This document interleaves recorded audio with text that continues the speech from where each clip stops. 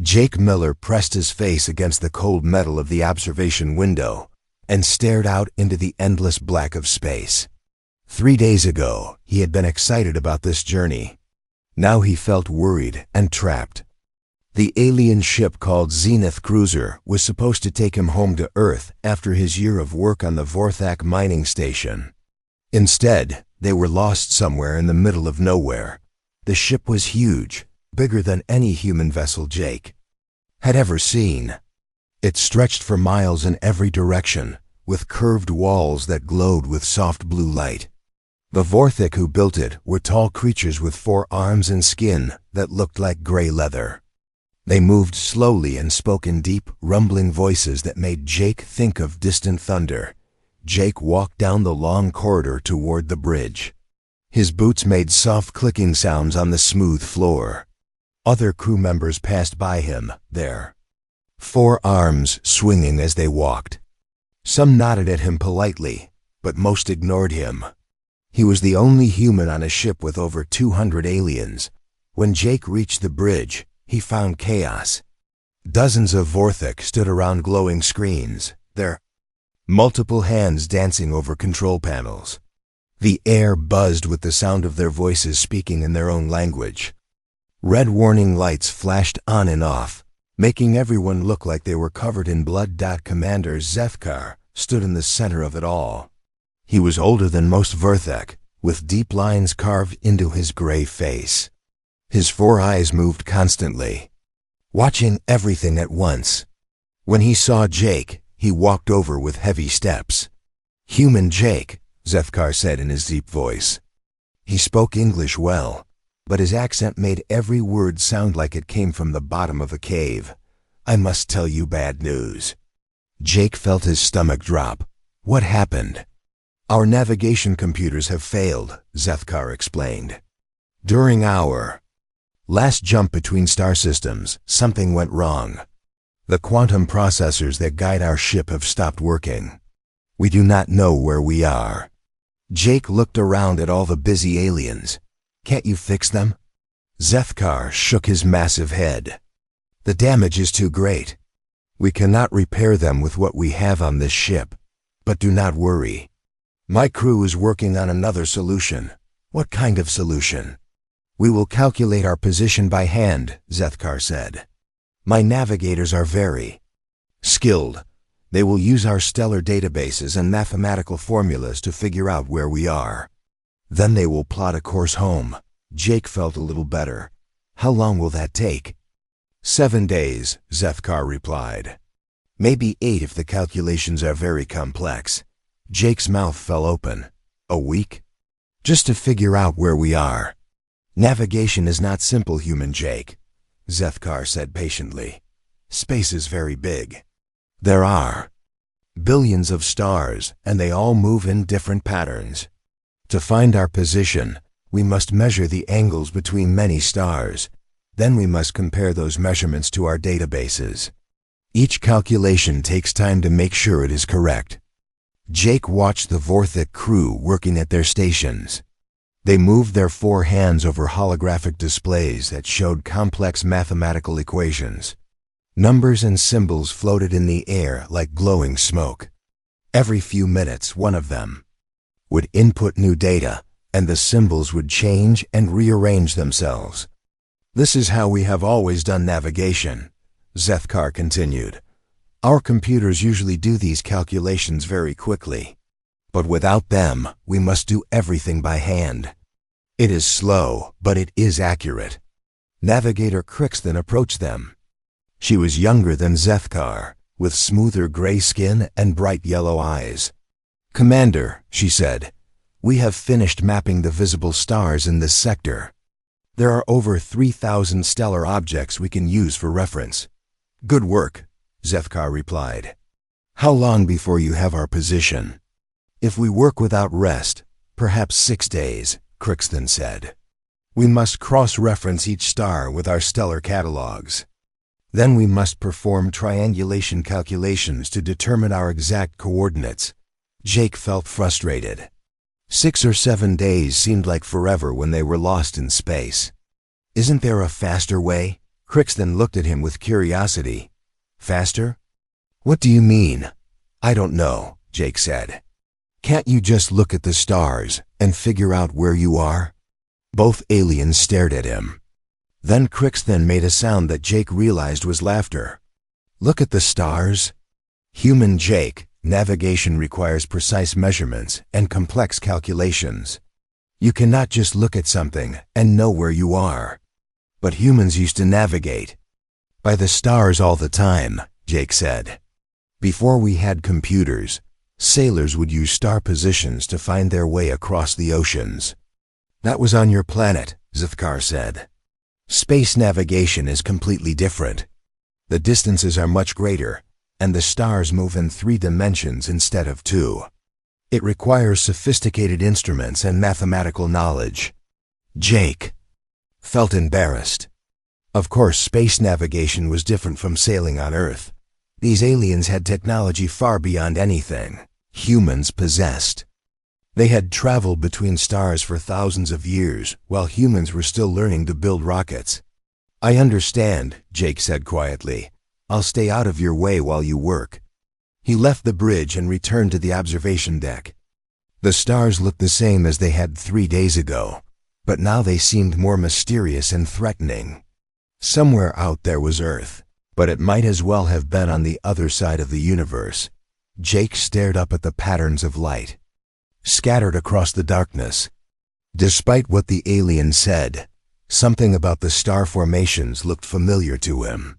He couldn't explain why, but he felt like he had seen these particular arrangements before.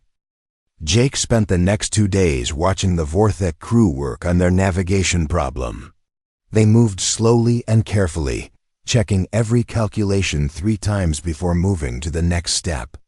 Their 4 hands moved over the control panels like they were playing some kind of complicated musical instrument. The bridge never got quiet. Day and night, aliens stood at their stations, working on math problems that filled the air with glowing numbers.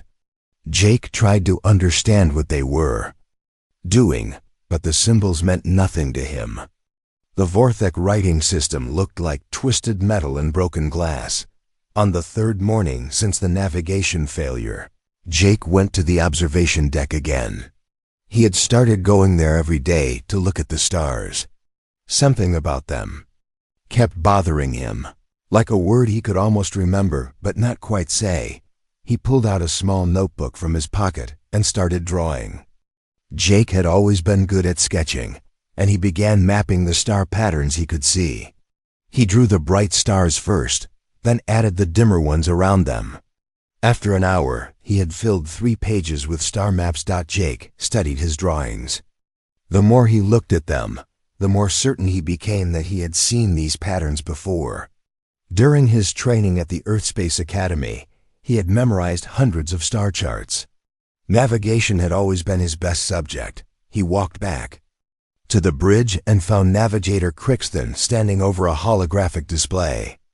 She was measuring angles between stars with some kind of digital ruler. Her 4 hands moved with precise, practiced motions.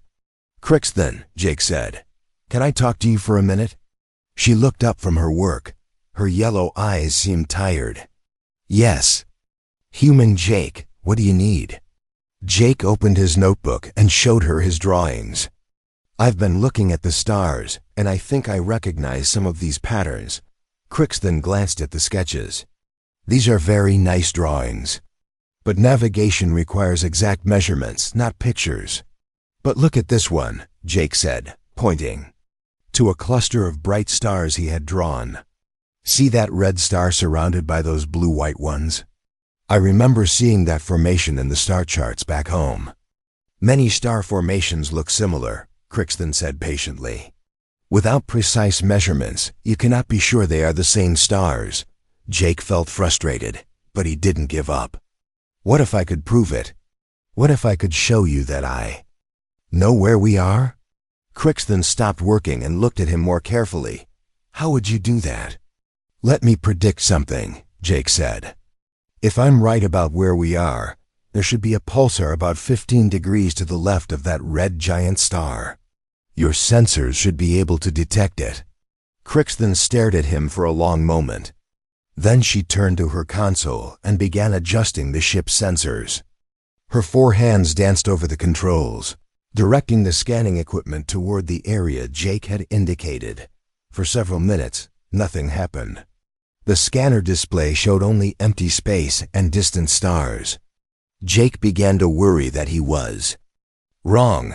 Maybe the star patterns just looked familiar, but were actually somewhere completely different. Then a new signal appeared on the screen. It was weak but unmistakable, the rapid, regular pulses of a rotating neutron star. A pulsar, exactly where Jake had predicted it would be. Crixton's 4 eyes widened. "How did you know that was there?" "Because I've seen this star field before," Jake said. "We're in the Kepler sector, about 40 light-years from Earth.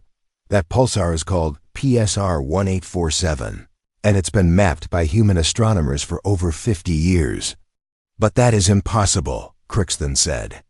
"You cannot navigate by just looking at stars.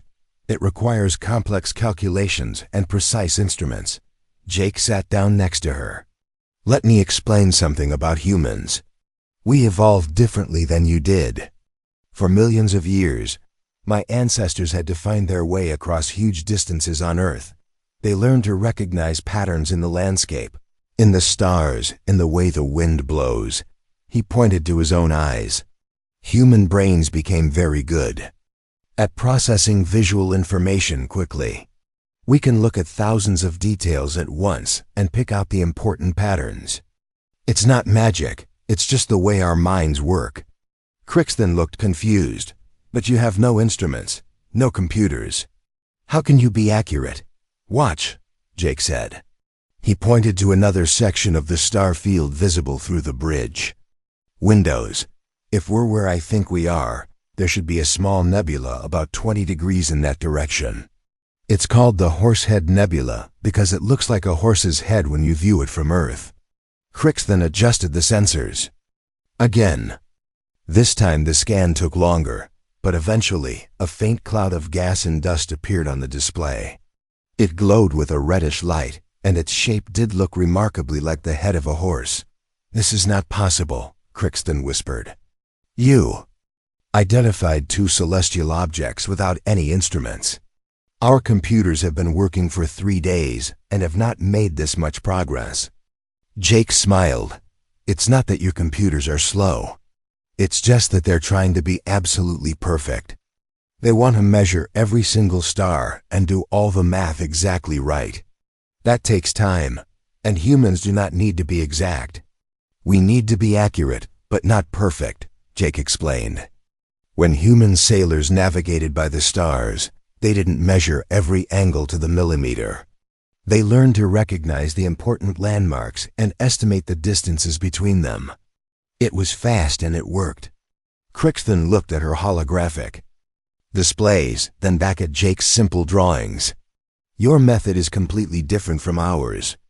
"Different doesn't mean wrong," Jake said. "Maybe there's more than one way to find your way through space." Commander Zethkar had been listening to their conversation. He approached them with heavy footsteps. "Human Jake," he said in his deep voice.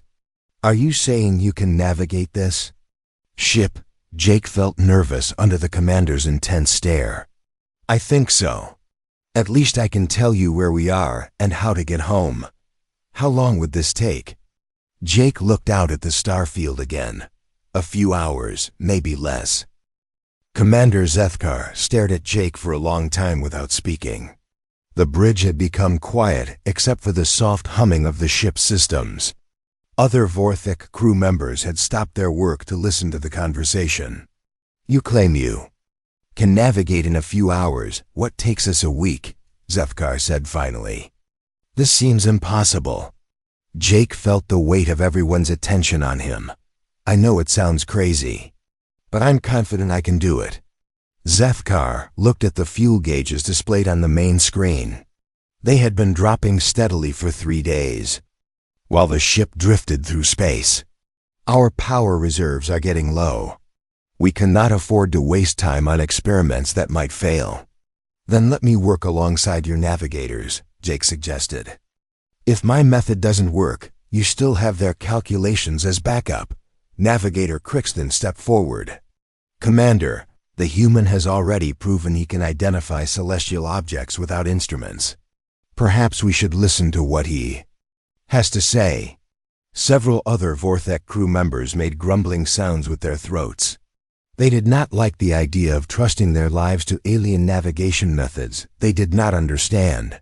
Zethkar raised one of his 4 hands for silence. Very well, human Jake. I will give you 6 hours to prove your claims. If you can determine our location and plot a course home in that time, we will follow your guidance. If you fail, we continue with our original plan. Jake felt relief and terror at the same time. I'll need access to your star charts and some basic astronomical data. What kind of data? Crixton asked.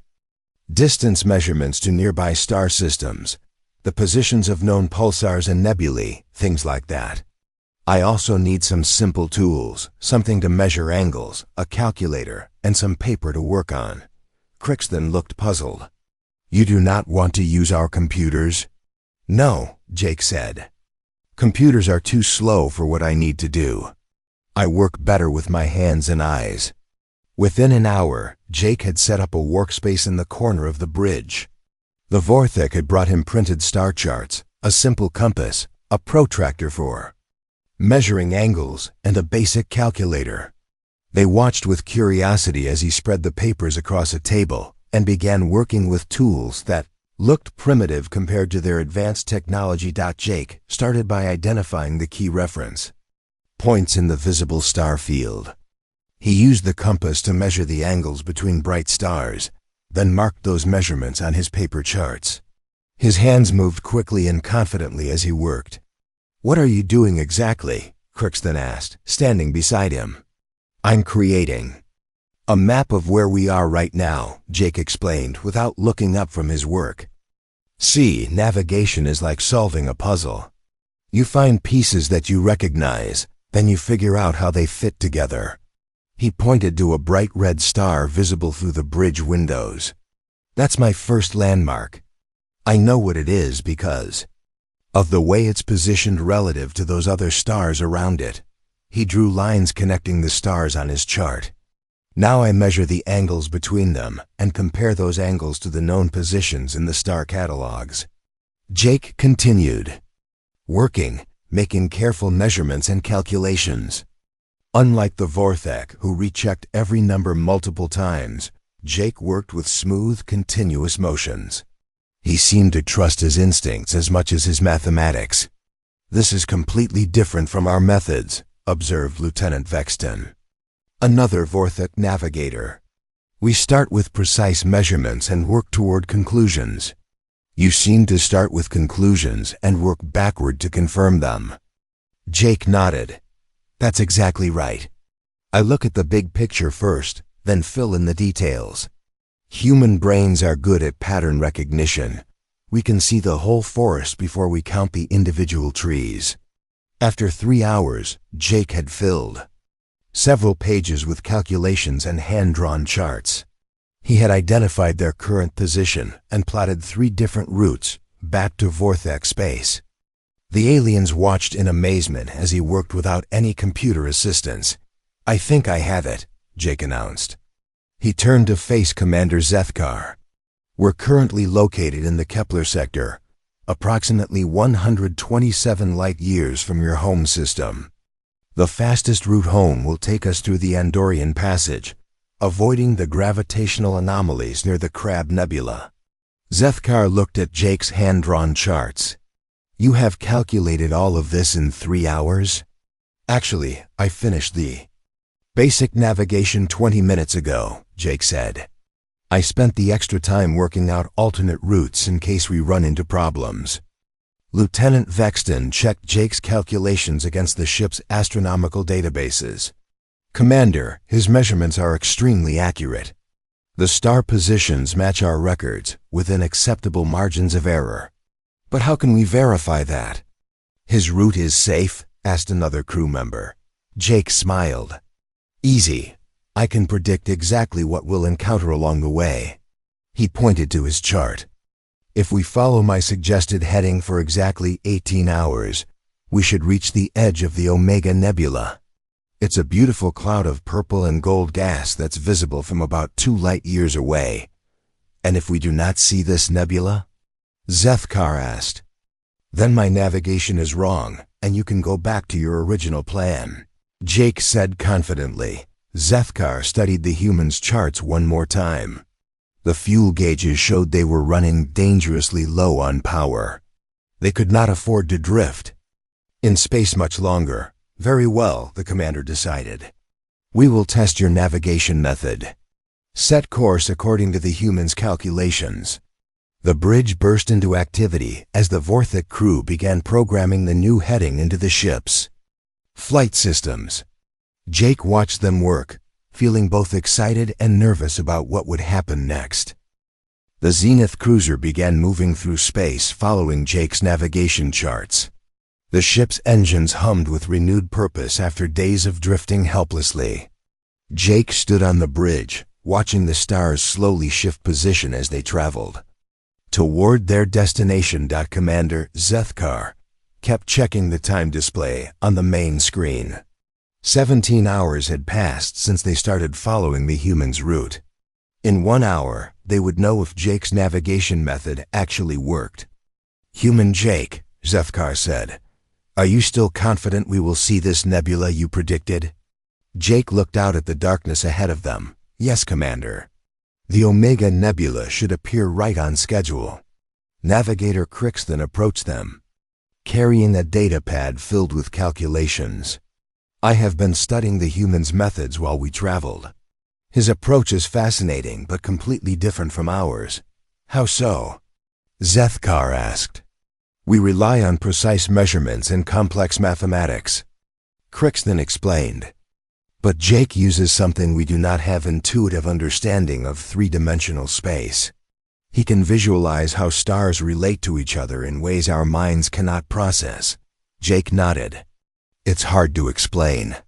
When I look at the stars, I don't just see points of light. I see a map with landmarks and pathways. It's like recognizing the layout of a city you visited before. Lieutenant Vexton joined their conversation. During our journey, I have watched Jake make small course corrections. He looks at the stars for a few minutes, then suggests tiny changes to our heading.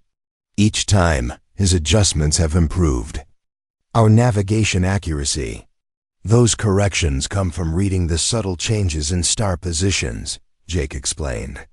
As we move through space, the stars appear to shift slightly. By watching those shifts, I can tell if we're staying on course or drifting off track. 18 hours after beginning their journey, the bridge crew gathered around the main viewing screen. The time display showed exactly when Jake had predicted they would reach the nebula. Everyone stared into the darkness, looking for any sign of the gas cloud Jake had promised they would find. I do not see anything, said one of the crew members. Wait, Jake said calmly. Space distances are huge. The nebula might be there, but too faint to see with our eyes. Try adjusting the ship's sensors to detect low-level radiation. Crixton worked at her console, fine-tuning the detection equipment. Slowly, an image began to form on the screen. At first, it was just a faint glow against the black background. Then the colors became clearer, swirls of purple and gold gas floating in the cosmic void. The Omega Nebula appeared exactly where and when Jake had predicted. A murmur of amazement went through the Vorthik crew. Even Commander Zethkar's stern expression softened with surprise and respect. Incredible, Crixton whispered. You were exactly right. Jake felt relief wash over him. Now we know my navigation is accurate. We can continue toward your home system with confidence.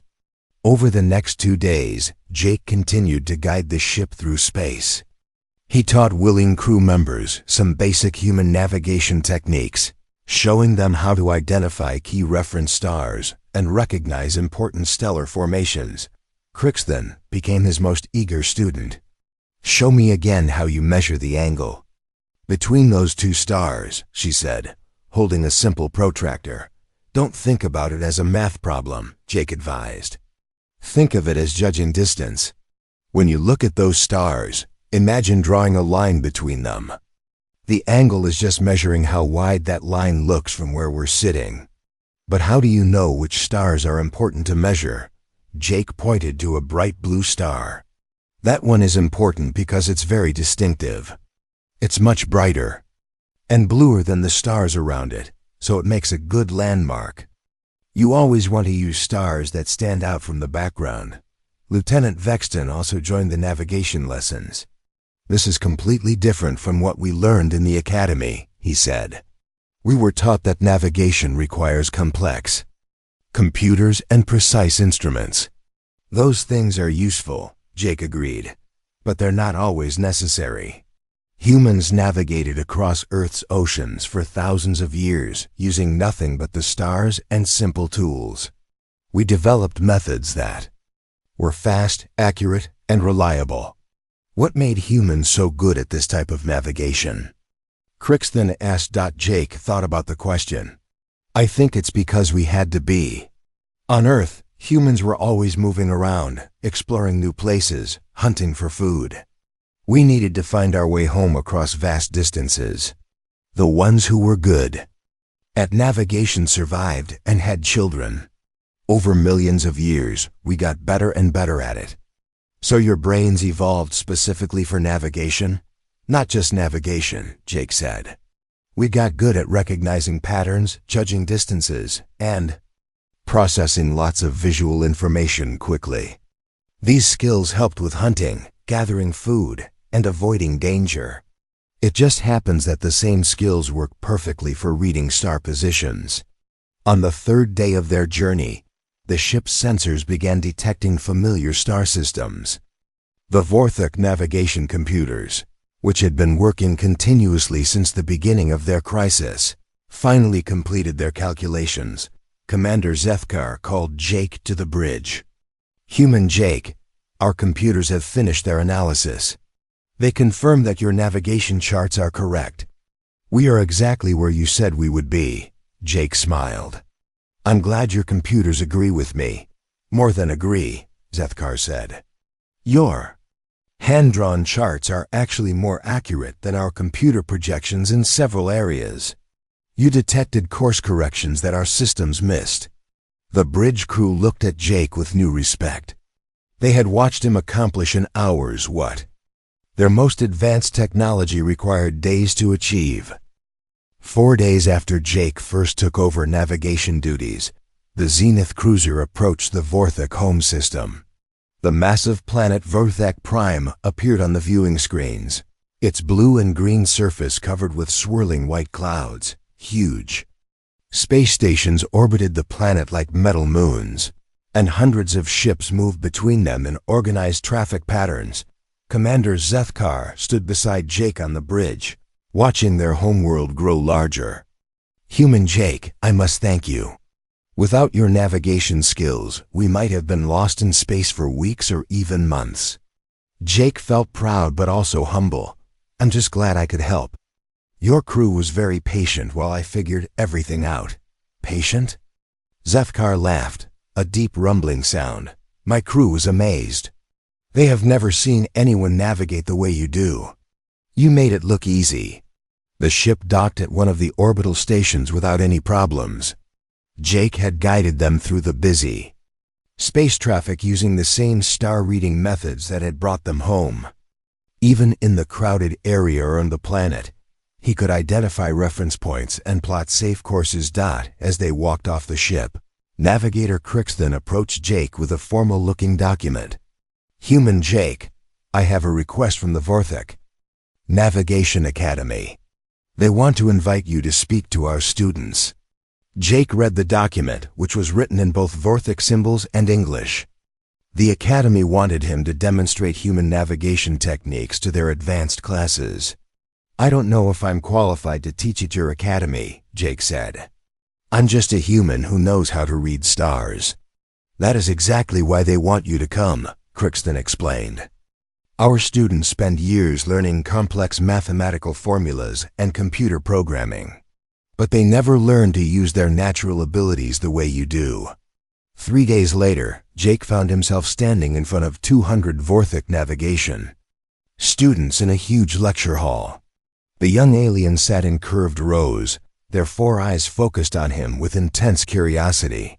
Behind Jake, a massive screen showed images of star fields and navigation charts. "Good morning," Jake began, speaking into a microphone that translated his words into the Vorthik language. "I'm here to talk about a different way to think about navigation."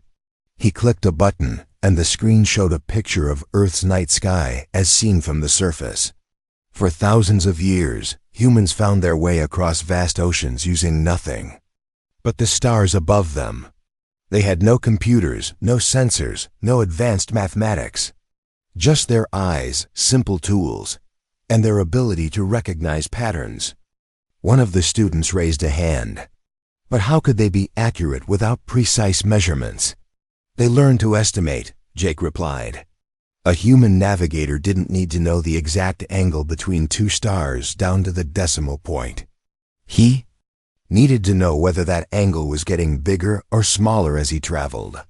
Small changes in star positions told him if he was going in the right direction. Jake spent the next hour showing the students how to identify important reference stars, how to measure angles using simple tools, and how to recognize stellar landmarks that could guide them through space. The young Vorthik listened with fascination as he explained concepts that had never been part of their formal education. "The key is to trust your instincts," Jake said. "Your brains are incredibly powerful computers, even if you don't realize it. You can process thousands of visual details at once and pick out the important patterns. The trick is learning to listen to what your mind is telling you." After his lecture, Jake met with the Academy's senior instructors. Admiral Trixmuth, the Academy's director, was an elderly Vorthik with dark gray skin and wise old eyes. "Human Jake," the Admiral said, "your methods are revolutionary. Our students have been taught that navigation requires complex technology and precise calculations. You show them that sometimes the simplest approaches work better." "I don't think technology is bad," Jake said. "Your computers are amazing, and they can do things human brains never could. But maybe the best navigation uses both approaches together." "What do you mean?" Jake pulled out his notebook and showed them his hand-drawn charts. "What if your students learn to use their natural pattern recognition abilities first, then confirm their conclusions with computer calculations? They could get fast, intuitive results and then double-check them for accuracy." The Academy instructors looked at each other with excitement. "A hybrid approach," said Professor Klexvan. "Human instincts combined with Vorthik technology." Over the following weeks, Jake worked with the Academy to develop new navigation courses. The students learned traditional human techniques alongside their advanced mathematical training. They practiced recognizing star patterns, estimating distances, and trusting their visual instincts. The results were remarkable. Students who had struggled with pure computational navigation found success when they learned to combine both methods. Navigation times dropped from days to hours, and accuracy actually improved because the students could catch errors more quickly. Commander Zefkar offered Jake a permanent position as Chief Navigation Consultant for the Vorthik Space Fleet. "You have changed how we think about finding our way through space," he said. "We would be honored to have you stay and continue teaching." Jake accepted the offer. 6 months later, he stood again on the bridge of the Zenith cruiser, but this time as an official member of the crew. Young Vorthik navigators came to him regularly for training, learning to see the stars not just as data points, but as a living map that could guide them safely home. Looking out at the vast star field ahead of them, Jake smiled. Humanity had found its place among the stars not through superior technology, but through the ancient art of reading the cosmic signposts that had guided travelers for millions of years. Sometimes the oldest wisdom was also the most valuable.